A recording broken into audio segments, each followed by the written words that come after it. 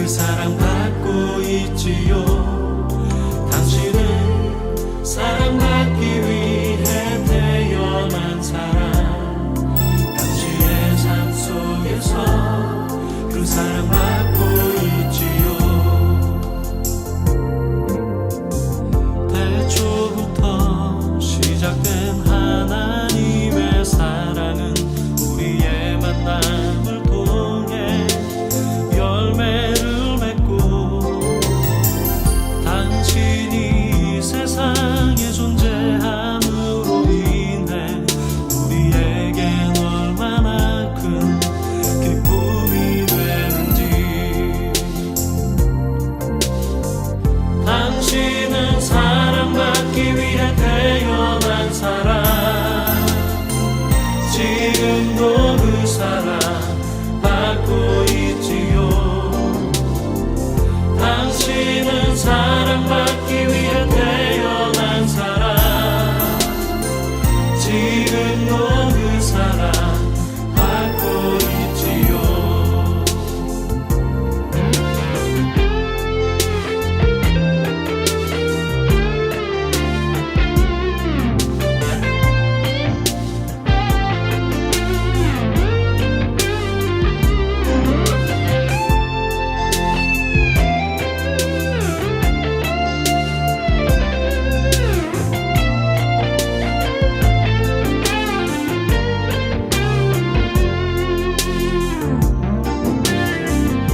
태초부터 시작된 하나님의 사랑은 우리의 만남을 통해 열매를 맺고, 당신이 세상에 존재함으로 인해 우리에겐 얼마나 큰 기쁨이 되는지. 당신은 사랑받기 위해 태어난 사람. 지금도 그 사랑 받고 있지요. 당신은 사랑받기 위해 태어난 사람. 지금도 그 사랑 받고 있지요. 당신은 사랑받기 위해 태어난 사람. 지금도 그 사랑 받고 있지요. 당신은 사랑받기 위해 태어난 사람. 지금도 그 사랑 받고 있지요. 당신은 사랑받기 위해 태어난 사람. 지금도 그 사랑 받고 있지요. 당신은 사랑받기 위해 태어난 사람. 지금도 그 사랑 받고 있지요. 지금도 그 사랑 받고 있지요. 지금도 그 사랑 받고 있지요.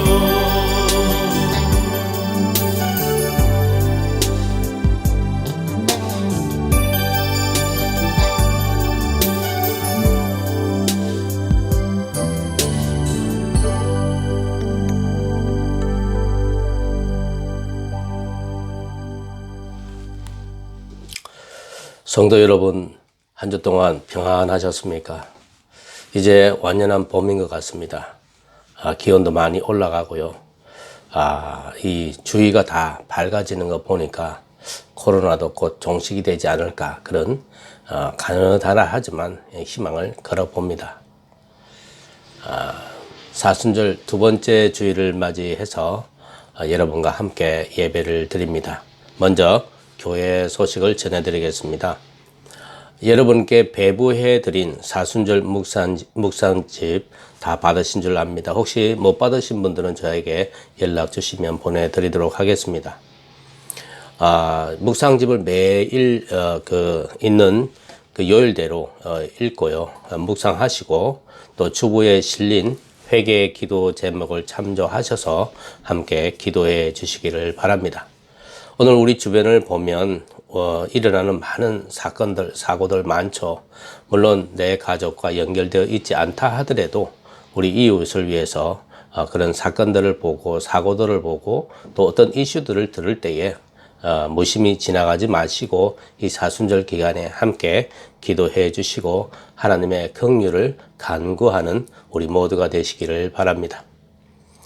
내일은 3.1절이죠. 3월 1일 올해로 102주년을 맞이합니다. 나라를 빼앗긴 순환의 시대에 일제로부터 나라를 되찾겠다고 민족이 뭉쳐서 태극기 들고 독립을 외치던 날이죠. 그렇지만 여전히 우리에게 들려오는 소식은 이 일제의 그 망언, 즉 말하자면 이 하버드대 교수 존 마크 렌지어 교수의 그 위안부 망언 여전히 우리가 듣고 있지 않습니까? 역사 왜곡이 여전히 있습니다. 이 역사 왜곡에 대해서 규탄을 해야 되고요. 또 이 3.1절을 맞이해서 또 일제 시대의 상황을 여러분들 다 겪으신 분들이 많으시니까 그렇지만 또 한편으로 일제에 관련되어 있는 이 3.1절에 대해서 그 기념의 의미를 다시 한번 되새겨보는 그런 시간을 잠시라도 가져보시기를 여러분에게 권장을 해드립니다. 그리고 저희가 3월 달에는 3월 21일 주일이 우리 호산나 교회 창립 기념 주일입니다. 우리는 매년 모여서 창립 기념 주일날 친교를 나누고 했지만 작년 그리고 올해 그것이 가능할지 작년에는 우리가 못했고요. 올해는 그것도 가능할 것 같지 않습니다. 여하튼 여러분들께서 창립 기념 주일 또 여러분들께서 기억해 주시고 기도해 주시기를 바랍니다.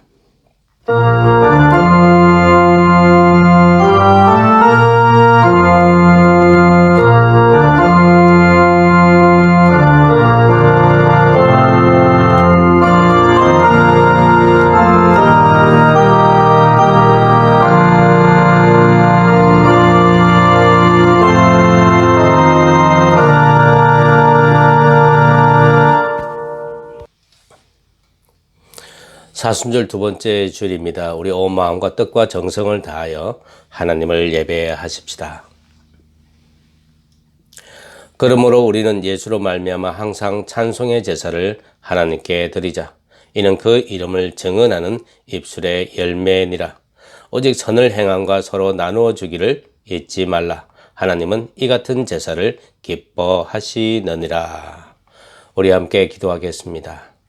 사랑이 많으신 하나님, 춥고 움츠렸던 겨울을 지나가게 하시고 희망이 넘치는 봄을 시작하게 하시니 감사를 드립니다.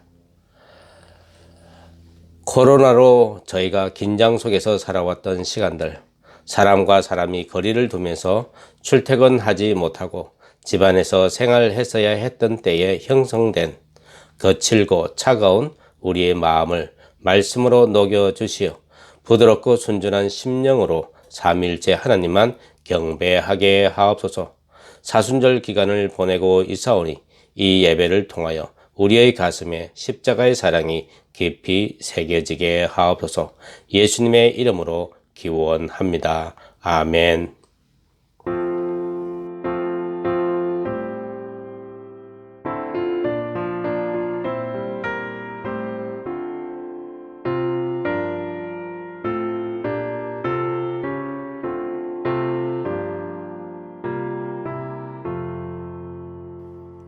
왕 되신 주 또 찬양하여라.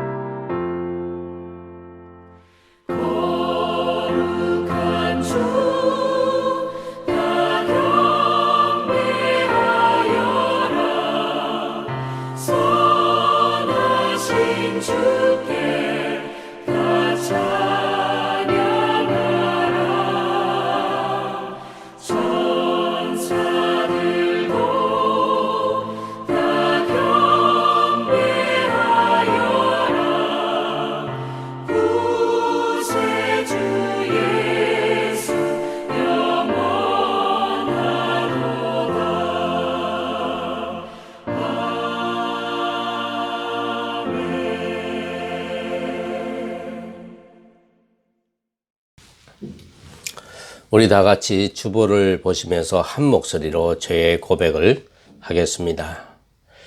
우리의 죄를 속량하시기 위하여 보혈을 흘려주신 주님, 골고다 언덕에 서 있는 십자가를 바라보면서 우리의 죄를 고백합니다. 하나님만 의지하고 믿음으로 살겠노라 다짐했지만 위기를 만날 때마다 내 능력만을 앞세우다 실패하였습니다. 기도하면서 성령님의 음성을 듣겠노라고 결심했지만 욕정의 소리에 더 많이 이끌려 살았습니다. 하나님의 나라 백성으로 의롭게 살려고 했지만 재물과 온갖 유혹에 신앙 양심을 버릴 때도 많았습니다.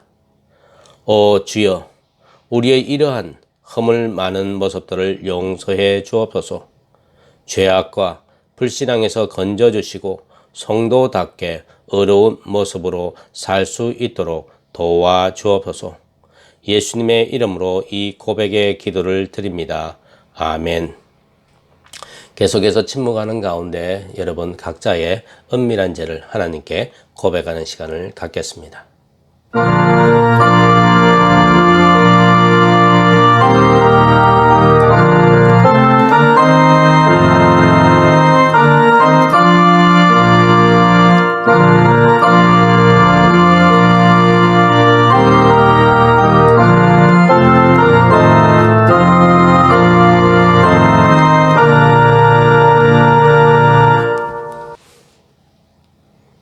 하나님께 죄를 고백한 여러분에게 복된 소식을 들려주십니다.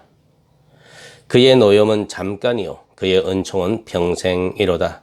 저녁에는 울음이 깃들일지라도 아침에는 기쁨이 오리로다. 내가 형통할 때에 말하기를 영원히 흔들리지 아니하리라. 여러분이 고백한 죄가 용서함을 받은 것을 믿으시고 평안에 거하시기를 바랍니다. 우리 용서받은 기쁨을 가지고 옆 사람과 함께 샬롬, 평강하세요. 편안하세요. 그렇게 우리 함께 인사 나누십시다.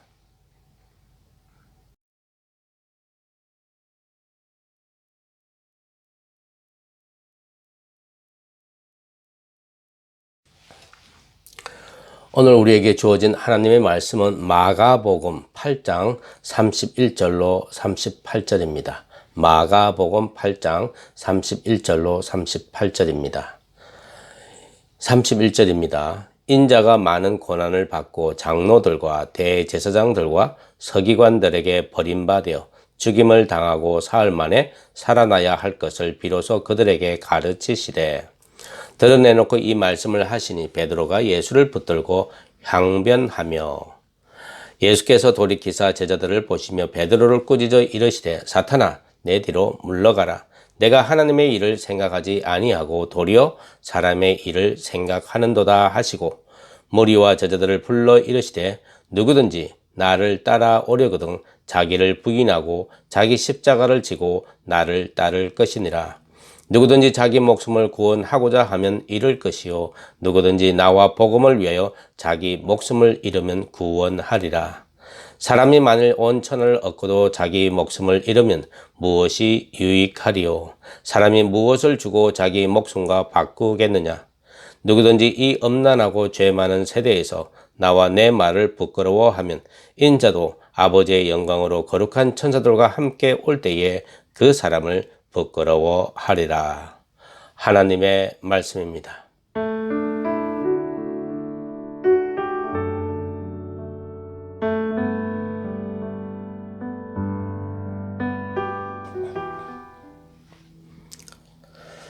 우리는 부활절 축제를 향해서 사순절이라고 하는 골목길을 40일 동안 걷고 있습니다. 골목길은 일직선으로 쭉 뻗어 있는 것이 아니고 이리저리 구부러져 있습니다. 구부러진 모퉁이마다 고난들이 있습니다. 가이사라 빌립보 로마 황제의 신전 앞에서 예수님은 제자들에게 묻습니다. 사람들이 나를 누구라 하더냐라고 물을 때에 베드로가 제자들 앞에 나서서 이렇게 말하죠. 주는 그리스도이십니다. 신앙 고백을 했습니다. 베드로에게 예수님은 어떤 분일까요? 고난 없이 세상 부귀 영화를 누리게 해주실 왕이었고 생명을 주는 구원자였습니다. 그러니 세상 부귀 영화의 상징이 되는 가이사라 빌립보 황제 신정 같은 것, 베드로에게는 안중에 없는 거죠. 예수님은 로마 황제보다 더 위에 계실 분입니다. 세상을 통치하실 분이시고 병자를 치료하여 낫게 할 파워를 가지신 분이라고 베드로가 이해를 했다는 거죠. 그런 베드로와 제자들에게 예수님은 인자가 많은 고난을 받고 장로들과 대제사장들과 서기관들에게 매인받아 죽임을 당하고 사흘 만에 다시 살아나야 할 것을 처음으로 공개를 했습니다. 여기서 예수님은 처음으로 제자들에게 자기 자신을 소개할 때에 인자라는 말을 했습니다. Son of Adam. 사람의 아들로 지칭을 했다는 거죠. 여기에서 사람의 아들이라고 하는 것은 죄가 없던 최초의 사람, 아담을 말합니다. 아담의 아들이라는 거예요. 그럼 무슨 말일까? 메시아, 구원자라는 뜻입니다. 인자가 고난을 받는데 장로들, 대제사장들, 서기관들에게 버림받아 죽임을 당한다고 말하는 거죠. 우리식으로 말하자면 교회의 장로들, 목사들, 그리고 성서학자들에게 거절을 당하고 고난받고 급기야 죽임을 당한다는 것입니다. 이 치명적인 불명예를 안고 죽은 후에 3일 만에 다시 살아나는 건데 이것이 하나님의 계획이고 인자는 이 하나님의 계획에 순종해야 한다는 것입니다. 베드로는 예수님이 그리스도, 구원자인 것은 알았지만 그 구원자가 십자가의 길을 가야만 한다는 것은 몰랐습니다. 고난을 통해서 십자가의 길이 완성된다는 것도 몰랐습니다. 베드로는 예수님의 가르침에 완강하게 부인합니다. 거부하는 거죠. 아니요, 안 됩니다. 예수님 절대 그런 말 하지 마세요. 예수님을 제자들 무리에서 따로 떼어서 딴 한적한 자리로 데리고 가서 거의 협박 수준의 말을 합니다. 말도 안 되는 소리 하지 마십시오. 그 입 닥치십시오. 라고 말하는 거예요. 베드로가 주는 그리스도이십니다. 라고 했을 때 예수님이 자기의 일을 아무에게도 말하지 말라라는 경고를 하셨습니다. 그때에 사용된 단어가 에피티만, 닥치시오 라는 말이에요. 같은 단어를 32전의 항변으로 사용하고 있습니다. 매우 거친 표현인 거죠. 베드로의 항변에 예수님은 이렇게 말하죠. 사탄아, 내 뒤로 물러가라. 하나님의 일을 방해하는 사탄같이 행동하는 베드로야, 내 자리로 돌아가라. 그렇게 말합니다. 베드로가 있어야 할 자리는 제자들이 있는 자리였습니다. 베드로의 주장이 워낙 강하니까 예수님은 그의 주장보다 더 강하게 베드로를 향해서 말하는 거죠. 선포된 말씀을 훔쳐가는 유혹자, 그런 뜻의 사단이라고 표현합니다. 호통을 친 거죠. 너는 하나님의 일은 생각하지 않고 사람의 일만 생각하는구나. 베드로가 예수님이 가야 할 십자가의 길을 가지 말라고 한 것은 왜일까요? 사단이 하는 일입니다. 하나님의 권위를 훔치려 하는 사악한 행위였다고 하는 거죠. 베드로를 제자들의 자리에 돌려보낸 뒤에 예수님은 제자들과 청중들을 향해서 이렇게 말씀하십니다. 누구든지 나를 따라오려거든 자기를 부인하고 자기 십자가를 지고 나를 따를 것이니라. 여기서 자기를 부인하고 라고 하는 이 말은 사람의 편에 서는 것이 아니라 하나님 편에 서는 것을 말합니다. 오늘 우리가 자기 십자가를 지고 예수를 따르라는 이 말씀을 들었을 때에 반응하고 로마 식민지 체제에서 이 말씀을 들었을 때의 반응은 결코 같을 수가 없습니다. 자기 십자가를 지라고 하는 것은 예수 그리스도께 충성하라는 말이거든요. 우리같이 충성을 하다가 기분 안 내키면 충성 잠시 내려놓고 좀 어디 갔다가 다시 그런 상황이 아니라는 거죠. 로마 시대에서 십자가는 뭡니까? 로마가 개발한 가장 굴욕적이고 고통스러운 처형 방식이었던 점을 감안한다면 자기 십자가를 지고 예수를 따르겠다고 하는 그 결단, 쉽게 할 수는 없는 것이죠. 예수님은 제자들에게만 자기 십자가를 지고 나를 따르라 하지 않았습니다. 제자들과 청중들 모두에게 자기 십자가를 지고 따르라고 하셨습니다. 그 청중들이 누구일까요? 저와 여러분을 포함합니다. 그리스도를 따르려고 하는 모든 사람들입니다. 1세기 사람뿐만 아니라 1세기에서부터 예수님 때부터 지금까지 예수를 따르려고 하는 모든 사람을 통틀어서 말하고 있는 겁니다. 자기 자신을 적어도 그리스도인이라고 자부한다면 하나님 편에 서 있어야 합니다. 하나님이 하시는 일을 베드로처럼 그렇게 하면 안 됩니다. 말려서도 안 되고요. 무관심해서도 안 됩니다. 내 일하고 상관없고 내 이익하고 상관없기 때문에 나는 나 몰라라 그렇게 하면 안 되는 겁니다. 창세기 11장 1절을 보시면 아브람이 99세 때에 여호와께서 아브람에게 나타나서 그에게 이르시되 나는 전능한 하나님이라 너는 내 앞에서 완전하라 하셨습니다. 하나님은 아브람을 불러서 열국의 아버지가 되게 하리라는 언약을 세우면서 이름을 아브라함으로 계명해 주었습니다. 왜 그랬을까? 아브람이란 이름, 태어날 때 자기 부모가 지어준 이름인 거죠. 아브람의 나이 99세가 될 때까지 하나님은 아브람에게 그 어떤 언약도 세워주지 않았습니다. 갈대아 우르에서 아브람을 불렀을 때 하나님은 아브람에게 큰 민족을 이루게 해 주시겠다고 말씀하셨습니다. 그러려면 무슨 구체적인 계획이 있어야 될 것 같은데 아무것도 없습니다. 큰 민족을 이루려면 아브람이 아들을 낳아야 되잖아요.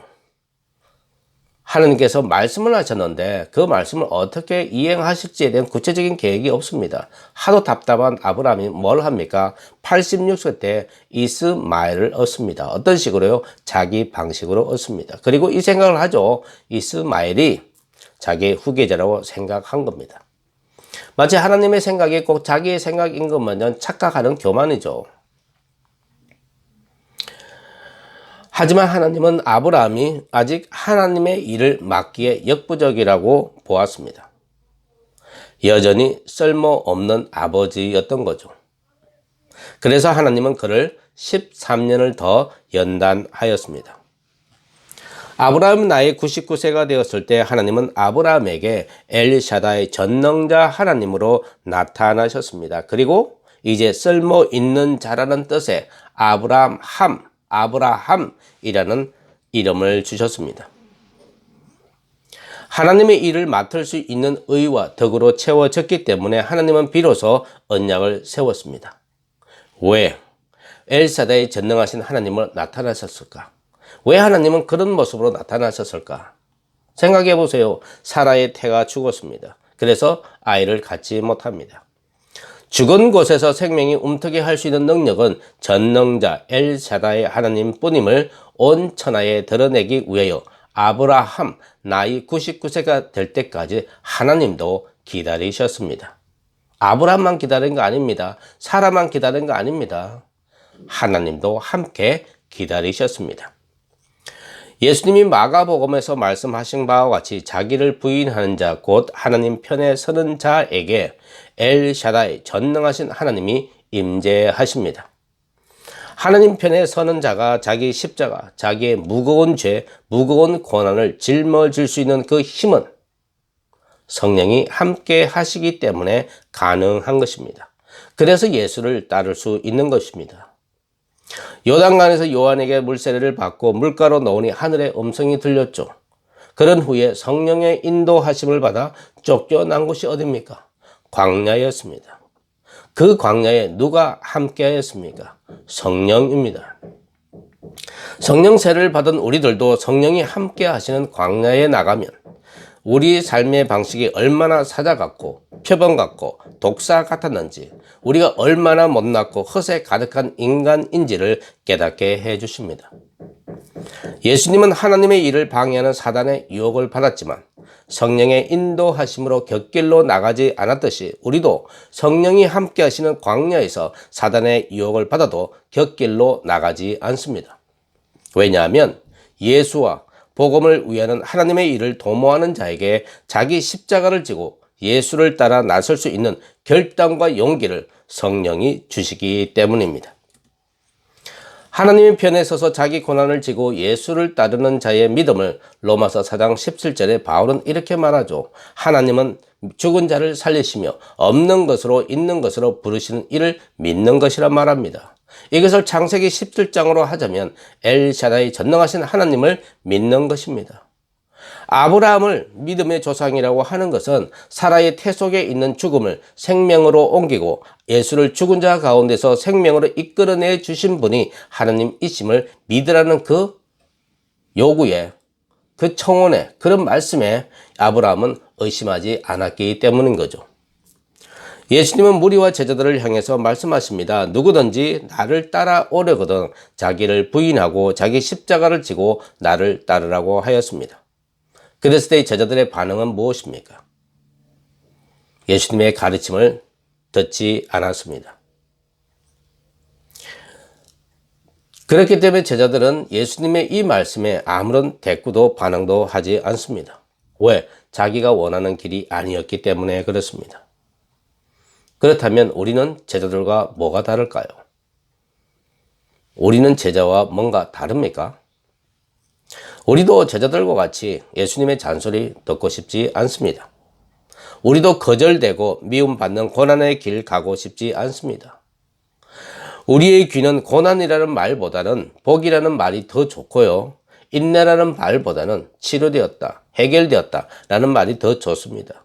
또 내 이름 석자가 유명하게 되고 칭찬받기를 원합니다. 그러다가 우리의 급소를 때리는 뭔가와 마주칠 수가 있죠. 자기 십자가는 없고 건강의 복, 물질의 복, 부귀 영화의 복만 쫓아가던 베드로처럼 사람의 일만 생각하다가 나는 당신이 말하는 그럴 사람을 알지 못하고 예수님을 부인할 수도 있습니다. 그러나 예수님은 십자가에 못 박혀 죽으시고 부활하셨을 때에도 베드로를 포기하지 않았습니다. 우리는 예수를 닮아가기 위해서 교회로 모여 예배하고 선교에 동참하고 있죠. 예수를 닮아간다고 하는 것, 우리 앞으로 몰아치는 고난의 폭풍 속으로 들어가는 것을 의미합니다. 나의 고난뿐만 아닙니다. 타인의 고난에도 내가 동참하는 것을 의미합니다. 예수를 믿고 따른다고 하는 것이 때때로 그만두고 싶을 정도로 힘이 들 때가 있습니다. 복음 때문에 사람에게 거절당할 수도 있고요. 예수 때문에 고통받을 수도 있습니다. 그럴 때마다 우리는 확신을 가져야 하겠습니다. 내 십자가를 지고 주님을 잘 따르고 있구나 하고 말입니다. 우리에게 좋은 소식은 아무리 힘든 여정이라도 우리가 겪는 고통과 고난에 홀로 걸어가지 않는다는 것입니다. 성령의 능력으로 그리스도께서 우리와 함께 가고 있다고 하는 거죠. 주님이 베드로보다 앞섰던 것처럼 우리보다 앞서 가신다고 하는 그 말씀에 우리는 위로를 받습니다. 폭풍우 몰아치는 어두운 길도 밝혀주시며 안전한 길로 인도하십니다. 우리 주님은 밤에는 불기둥으로 우리를 인도하시고 낮에는 구름 기둥으로 우리를 인도해 주고 있습니다. 주님의 이름을 위해 우리를 의의 길로 인도하십니다. 그러므로 자기 십자가를 지고 주님을 따르는 일은 결코 어려운 일이 아닙니다. 우리가 사람의 편이 아닌 하나님 편에 서 있기만 한다면 말이죠. 성도 여러분, 우리 모두가 하나님 편에 서서 생각하십시다. 하나님 편에 서서 주님을 따르는 우리 모두가 되시기를 주님의 이름으로 축원합니다.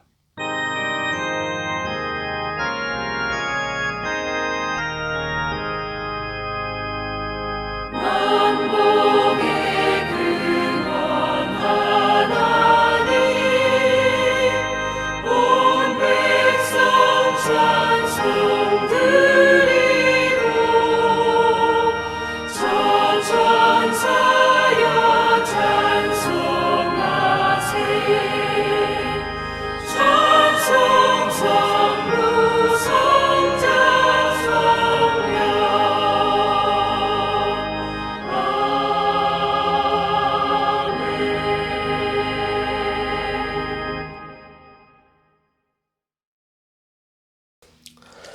우리 다 함께 봉헌기도 드리겠습니다.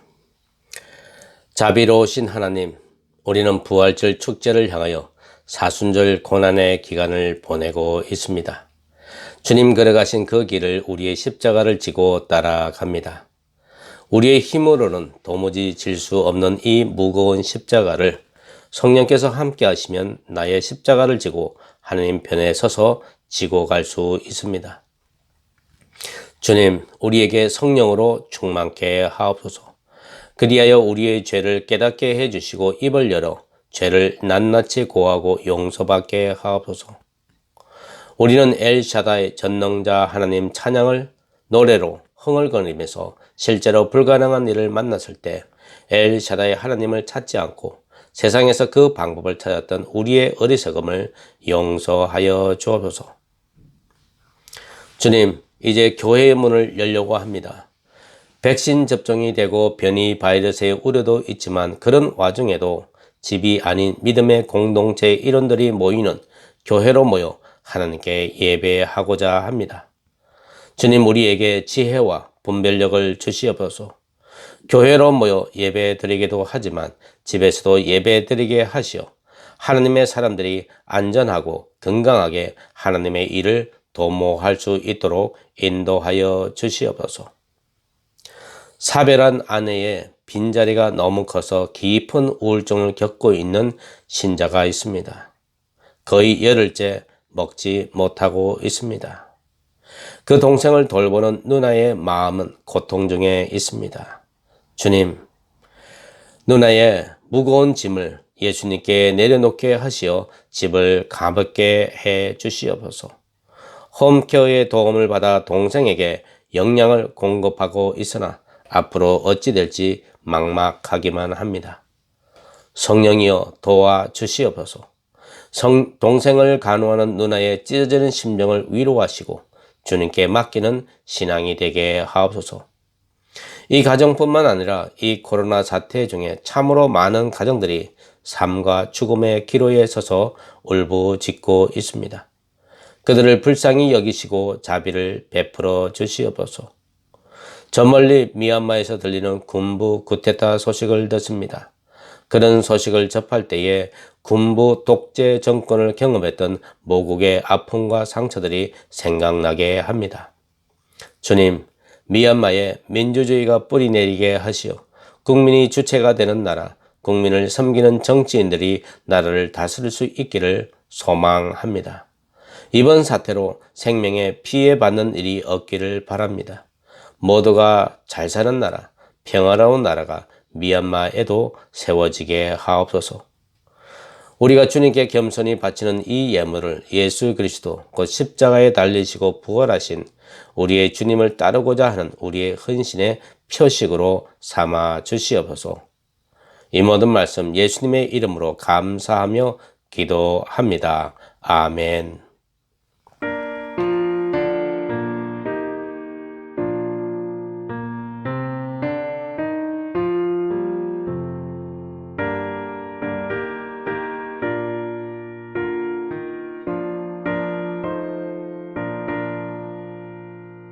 누가 주를 따라 섬기려는가